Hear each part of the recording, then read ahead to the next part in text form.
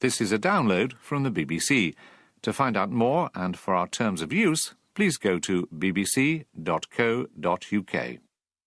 Hello. Is Radio 4 the subject of sabotage? Or is there a ghost in the machine? Why did Any Questions and the Today programme suddenly fall silent? Welcome to Kent, where we are some 25 miles from London in a beautiful... Spooky. And is the network trying to pinch listeners from Radio 2? The evidence? Well, Robbie Williams, David Crosby and Soul to Soul.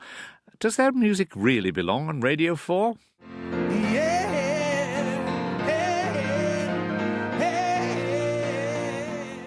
Radio 4 is supposed to be a chatty, talking, speaking, questioning sort of station. So why is there a popular music programme called Master Tapes? The producer of Master Tapes tells us why he decided Robbie was a perfect fit for Radio 4. We're not interested in Robbie Williams as a celebrity, we're interested in him as a songwriter. And it's actually exploring what drives him. But we begin this week's feedback with an appeal. Here we go. Can we get a total? Please make it good. Tess, Terry, the total raised so far. There it is, £6,942,321. In all, the BBC's Children in Need appeal this year raised over £31 million. A pretty impressive figure, given that it came in the same week that the British public also gave £30 million to an emergency appeal for victims of Typhoon Haiyan in the Philippines. Of the £31 million total figure, over £2.7 million was raised by Radio 2's Chris Evans Breakfast Show, in a series of auctions offering everything from the chance to eat and dance with top chefs and celebrities in a dine and disco event to an opportunity to play in a Pro-Am golf tournament. And Peter from Northumberland, brand new bidder, one bid. He's a one-bid pony, £49,225. Total this year, £194,190, smashing last year's total by almost 70 grand. And this year, Radio 4 put itself up for sale, opening its doors and giving listeners the chance to bid for a day with programme presenters and production teams. The main attraction proved to be a day in Ambridge, which saw one Die-Hard Archers fan fork out a whopping £7,500. I hope he or she doesn't have to milk David's cows or clean out the pigsties or, even worse, audition before Linda Snell. It's all in a good cause, though. But many listeners want to know why such treats weren't raffled rather than auctioned. Hello, my name's Sue Perrott. I think the auction idea for Children in Need is innovative and admirable. However, perhaps next year, if you do it again, and in order to give those of us who can't compete financially a chance, you might do it as a lottery where we, the public, are invited to buy tickets of £5 or so, thus giving all interested parties an equal chance of the wonderful opportunities on offer. Hello, my name's Rob Mason from Church Stretton in Shropshire. I've just checked the bids for the Radio 4 Children in Need auction. They range from £500 to over £5,000. This level of bidding ensures, as usual, that participants are middle class and well-paid or high pension incomers. Is this fair to the millions of listeners who have low incomes, state pensions and few savings? I certainly haven't got a chance, and I listen to Radio 4 from 5:30 every day, and I've listened for 45 years. Hello, this is Julia Leith. I'm happy to support Children in Need in my own small way, but I'm dismayed by the increasing number of auctions that attract bids the majority of listeners cannot dream of matching. In particular, Chris Evans' Breakfast Show has become an exclusive club for rich petrol heads, with a huge proportion of the airtime spent on the auctions. So why was it decided to auction these prizes on Radio 2 and Radio 4 and not to offer them as part of a raffle or a prize draw? Gareth Hydes is head of editorial for Children in Need. We do auctions because we've got a really limited time to raise as much money as we can for children and young people here in the UK. And there's sort of three areas to that. That's the first one. The second one is actually how accessible we make Children in Need to all the audiences across the BBC. And the third one is it an editorial fit for each and every programme?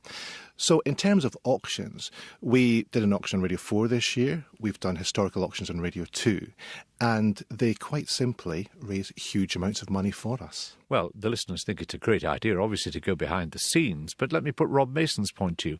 Is an auction fair to the millions of listeners who have low income, state pensions and few savings? I certainly haven't got a chance. And I listen to Radio 4 from 5:30am to dusk every day for 45 years. Any comment? Yes, I mean, that's something we're always juggling with. And the way we try and answer it is, as I said, we're trying to raise as much money. And we're really fortunate that people who have got the money to spend come to us and donate it.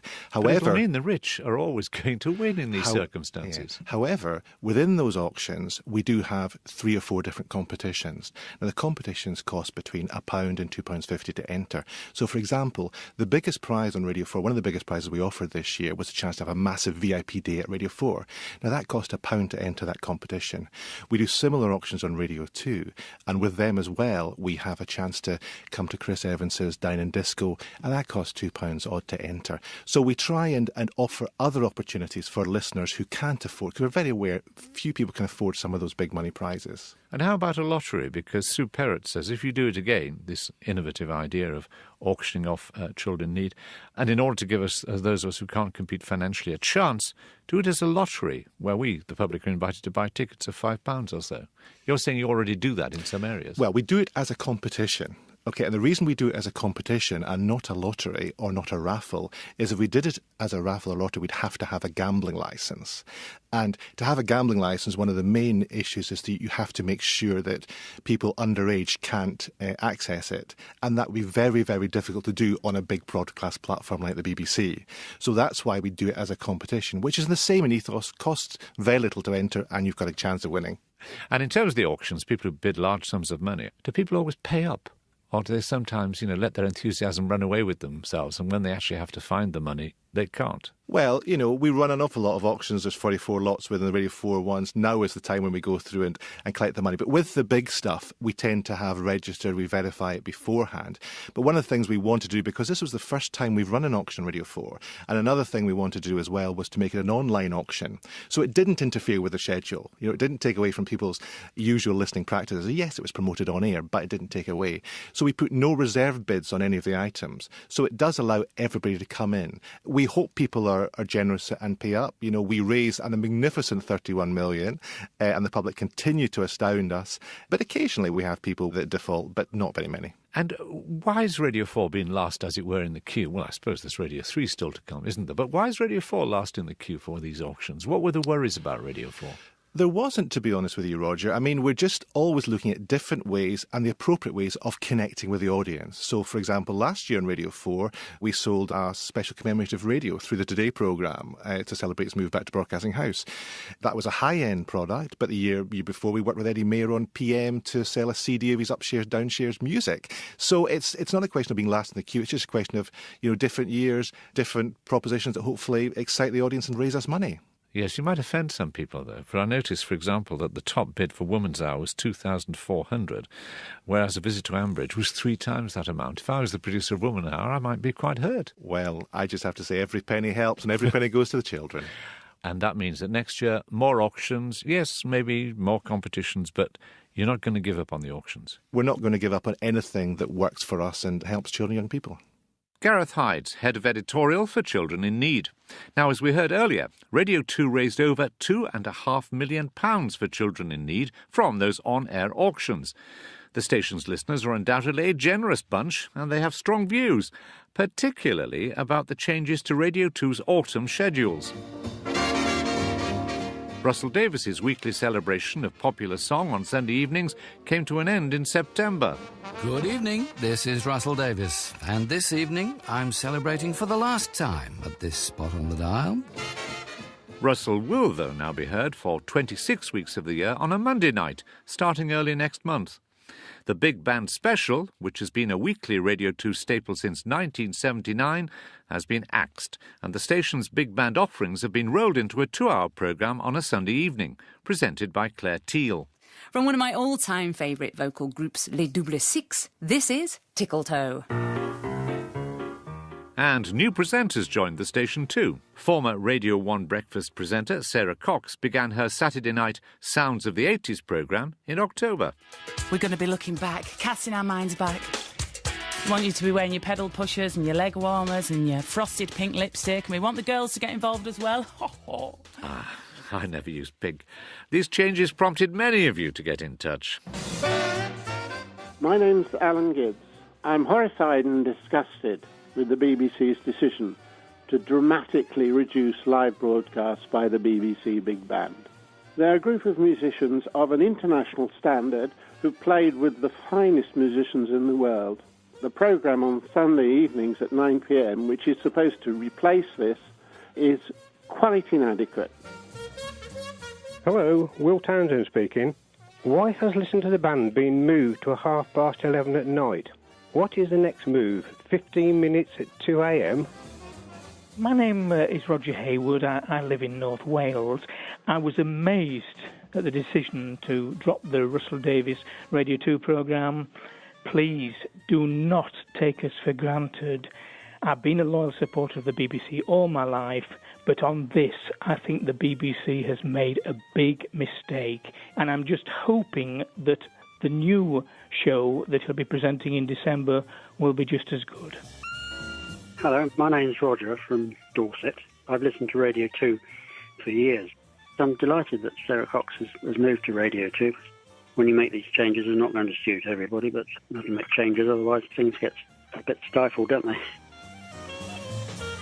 Questions and comments I'm sure the controller of Radio 2, Bob Shannon, is taking note of, and he will be joining me next week on Feedback to address those points, as well as any others that you would like to put to him. So please give us your thoughts about anything and everything about Radio 2, good, bad or indifferent. You know what to do. You can write to us at Feedback, P.O. Box 67234, London SE1P 4AX, or you can leave a phone message on 03 333 444 544. Standard landline charges apply, but it could cost more on some mobile networks.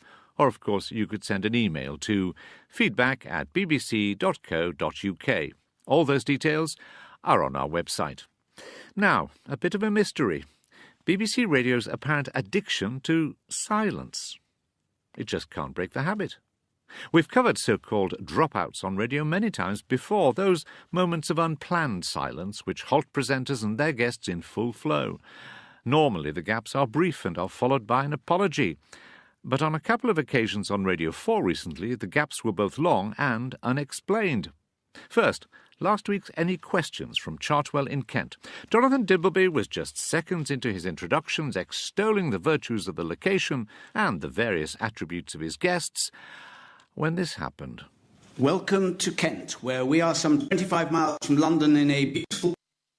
25 miles too far. There then followed 6 seconds of dead air, an age, no, a lifetime in live radio, and then he was back. Well, sort of.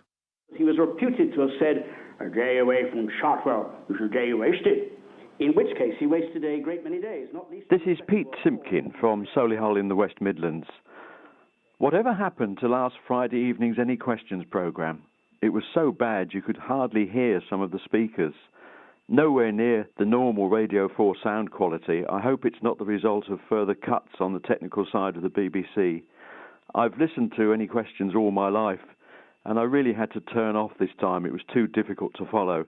In fact, if Pete had managed to hold on for a bit longer, he'd have heard Jonathan and his guests eventually rediscover their true voices. Sanctions against South Africa. What you had was very divergent opinions. People came together. There was a very noisy debate. Ah, that's better.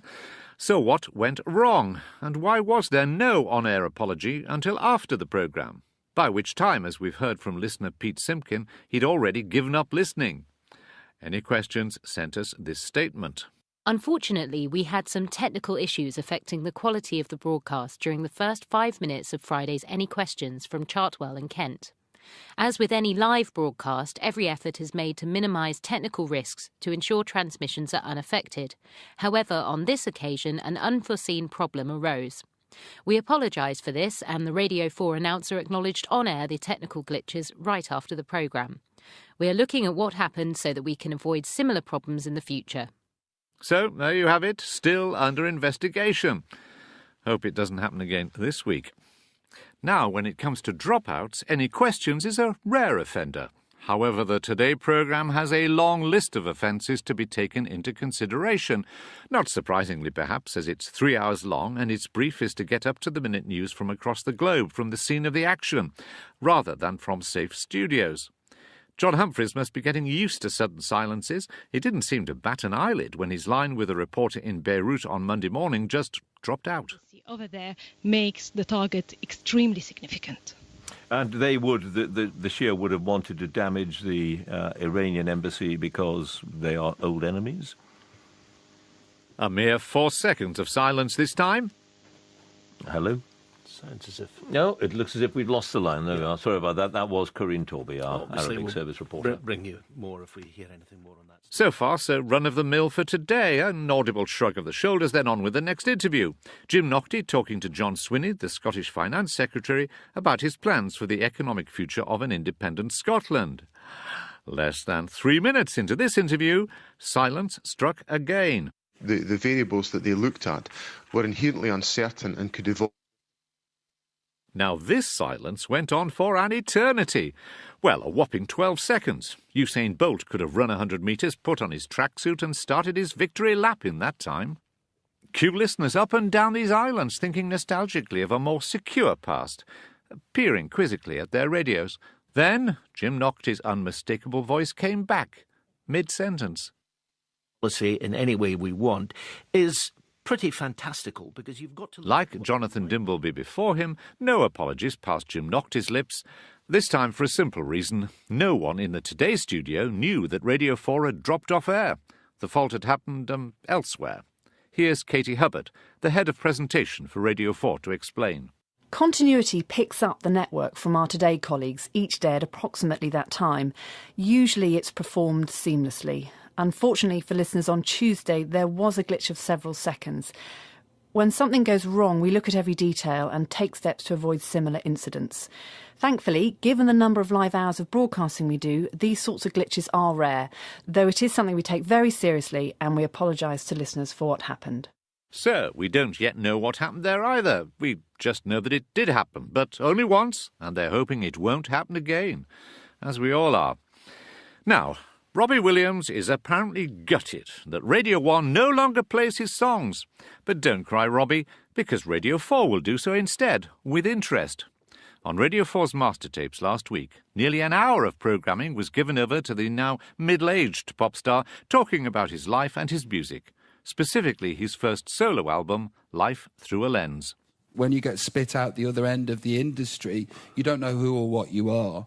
It was a big come-down. And during that come-down, I happened to write a song about it, and it was called Killing Me. Would you like to perform it now? Yes, please. Robbie Williams on Radio 4. Is the network having an identity crisis? As one tweeter put it, "If Robbie Williams is to be on Radio 4, I demand W.H. Auden on Radio 1. And for other listeners, the whole idea of Robbie on 4 had them lunging rapidly for the off switch. My name's Ian Watson-Walker. On Monday evening, I switched off Radio 4 at 4 minutes past 11 at the start of the Master Tapes Robbie Williams programme. Almost immediately, very loud and, to me, unpalatable music came on.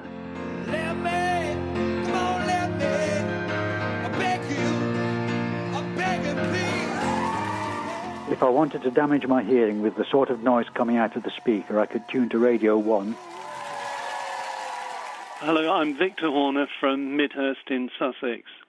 Radio 4 is supposed to be a chatty, talking, speaking, questioning sort of station. So why is there a popular music programme called Master Tapes? Radio 4 is not for this sort of thing, in my view. My name is Edgar Lloyd. I'm from Cowbridge in Wales. Please send these intrusions back to radios 1 or 2. Our Radio 4 is supposed to be for speech. Master Tapes is now in its third series. The second week of this run of 5 featured David Crosby of Crosby, Stills and Nash fame. He talked about his 1973 solo album, If I Could Only Remember My Name. Though some listeners not familiar with his work might be wondering whether they ever knew it in the first place. So I'm sitting there fooling around with it in the studio. Graham's there, Neil's there. Nash and Young for the uninitiated. Oh, yeah.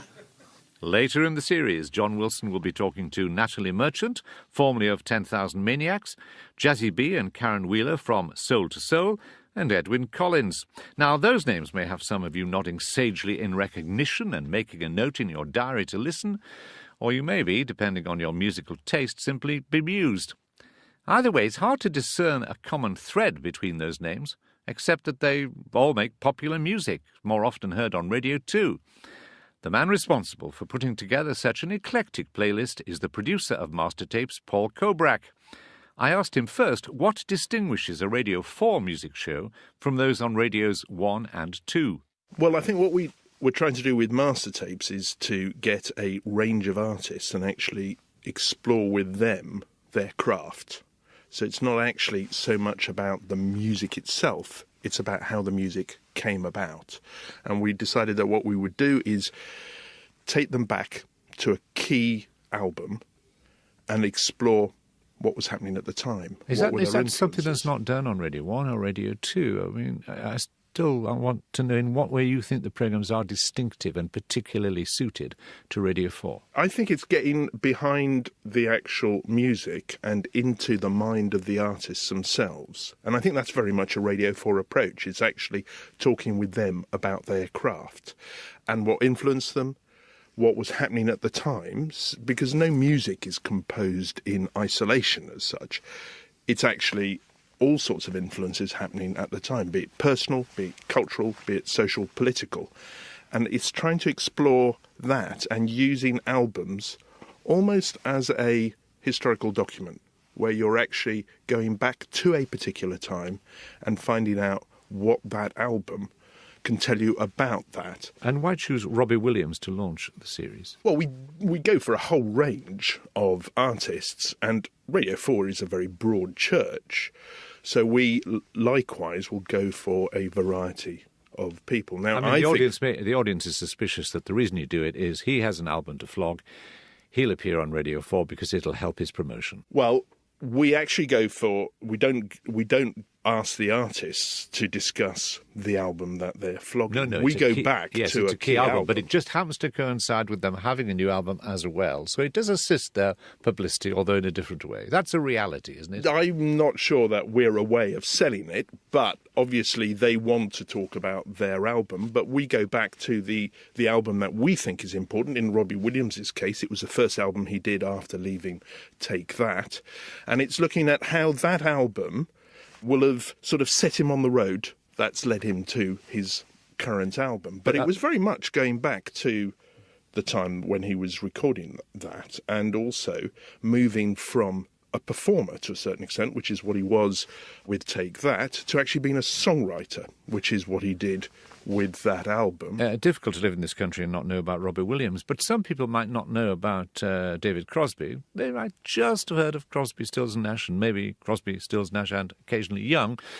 But why the Byrds as well? Ah, right. But why him? Why David Crosby? Another album to sell? Another new album being launched? Well, actually, not yet. I mean, and he barely talked about that. I mean, I think there were some references. He has an album that's coming out in January, but when we spoke to him, he hadn't even finished it as yet. I think him, because likewise, with all the artists, we're looking for the story. And I think David Crosby is a fascinating example of how music comes about. And there is a huge backstory. And I'd argue a fascinating programme in him telling it in terms of how it came about. Now, some of our listeners find the idea of music on Radio 4 difficult. They think there are lots of other channels. Why use a predominant speech channel to deal with music? Others think, well, OK, if you're going to do it, can you do it in a less reverential way? Because, you could have intelligent criticism of art, of writing, but when it comes to pop musicians, it's as if you have to treat them with kid gloves. Is there some truth in that? It's not reverential as such. It's actually exploratory. And I think with John Wilson, we have an excellent presenter, an excellent interviewer, because he knows the stuff. He is a fan, but at the same time, he's very good at drawing the artists out and of actually listening and exploring. He's a journalist, first and foremost, and I think that's how he approaches it. Now, he's not there to explore, certainly not on Master Tapes, he's not there to explore the sort of celebrity side of it. That's not what we're interested in. We're not interested in Robbie Williams as a celebrity. We're interested in him as a songwriter, an entertainer, which he himself in the programme actually said, I'm an entertainer, I'm a cabaret artist, and it's actually exploring what drives him. Finally, do you think there should be a limit on the amount of programmes about music on Radio 4, that there's space for such programmes, but there is a danger in having a lot of them? I'm not in a position to answer that. I mean, that you need to talk to Radio 4 about. But I do think that how Radio 4 approaches music, and this certainly applies to Master Tapes, I don't see Master Tapes as a music programme. It is a speech programme. And I haven't worked out the percentages. There's obviously music, so it's a fine balance. But we are first and foremost a speech programme. Our thanks to Paul Kobrack, the producer of Master Tapes. Now it's time for me to do a Dimbleby, to roll up my sleeves and prepare myself for a bit of radio-related body art. Ugh. Last week I asked for your suggestions for suitable tattoos to have emblazoned on me, in an effort to emulate the six-legged scorpion currently adorning David Dimbleby's back. Here's a few of the cleaner suggestions. Hello, my name's Alan Squires. As a regular listener to Feedback, I'm always impressed by Roger's polite but strong interviewing technique, and I think that a tattoo of a small and tenacious terrier, perhaps a Jack Russell, would be most appropriate. Hello, Roger. This is David Savage again. My suggestion would be a microphone in the shape of a Venus flytrap, ready to receive the tasty morsels from your listeners' feedback. Get it? Des Moore here. Mr. Bolton should have a golden eagle on his back. His good, strong back and powerful shoulders would do it proud.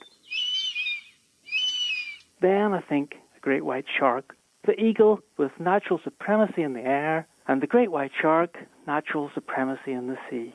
Keen of the air and keen of the waves. Keen of the airwaves. Actually, on second thoughts, having seen the size of that needle, I'll use stickers instead. After all, they are easier to take off if your wife doesn't approve, and mine will not. Goodbye. Also gave £30 million to an emergency appeal for victims of Typhoon Haiyan in the Philippines. Of the 31 million total figure, over £2.7 million was raised by Radio 2's Chris Evans Breakfast Show in a series of auctions offering everything from the chance to eat and dance with top chefs and celebrities in a dine and disco event to an opportunity to play in a pro-am golf tournament. And Peter from Northumberland, brand new bidder, one bid. He's a one-bid pony, £49,225. This is a download from the BBC. To find out more and for our terms of use, please go to bbc.co.uk. Hello. Is Radio 4 the subject of sabotage? Or is there a ghost in the machine? Why did Any Questions and the Today programme suddenly fall silent?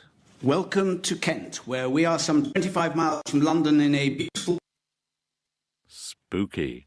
And is the network trying to pinch listeners from Radio 2? The evidence? Well, Robbie Williams, David Crosby and Soul to Soul. Does their music really belong on Radio 4?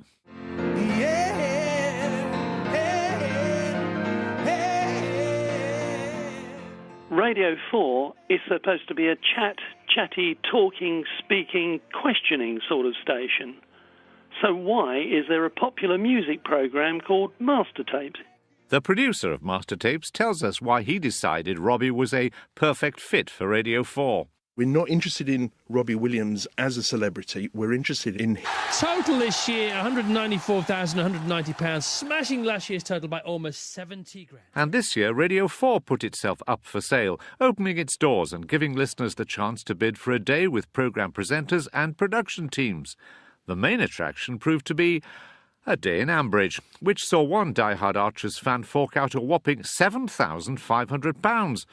I hope he or she doesn't have to milk David's cows or clean out the pigsties or, even worse, audition before Linda Snell. It's all in a good cause, though. Him as a songwriter. And it's actually exploring what drives him. But we begin this week's feedback with an appeal. Here we go. Can we get a total? Please make it good. Tess, Terry, the total raised so far. There it is, £6,942,321. In all, the BBC's Children in Need appeal this year raised over £31 million. A pretty impressive figure, given that it came in the same week that the British public